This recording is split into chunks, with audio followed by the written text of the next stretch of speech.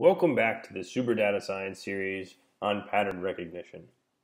In the last video, we discussed, just the general ideas of the projects, what we're going to do, what we're going to use for pattern recognition, which is sklearn and some NumPy and pandas. And for this video, we're going to be talking about how to get your environment set up.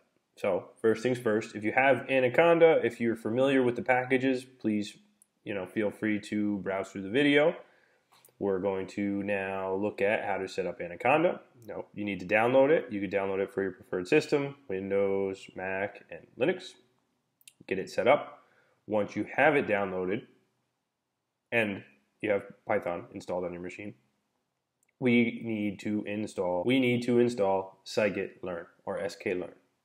Now, if you take a look at the instruction information for installing the latest release, it requires your NumPy and also requires SciPy installed. If you go into your Anaconda environment, you can, and I highly recommend, creating a contained environment. This will allow you to install new packages, say you want to use Python 2.7, say you want to use Python 3. You can install, I recommend using Python 3. You can install it. It'll keep contained. There will be no conflicts on your machine, or it will limit conflicts on your machine. So say you have your contained environment. You're working from your environment. You want to install packages. You can check, not installed or all.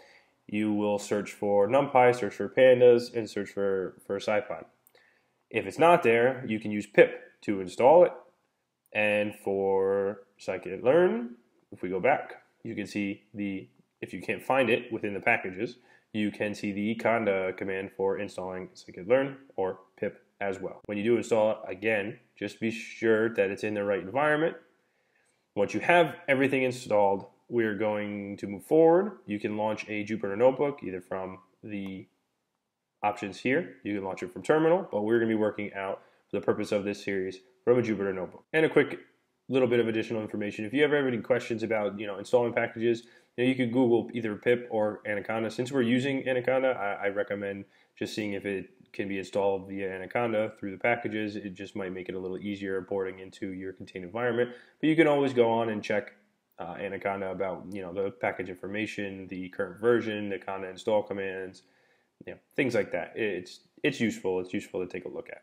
Once you have your Jupyter notebook opened up, you can use these import statements to test to make sure that you have everything installed correctly. If you import sklearn, you can import NumPy as MP, import pandas as PD, and we're taking these, the k-nearest neighbors classifier and Random Forest Classifier, just for now, just for an example, to test and to see if you have it installed. If you run it, it comes back with no errors. You have it installed successfully, so great job doing that.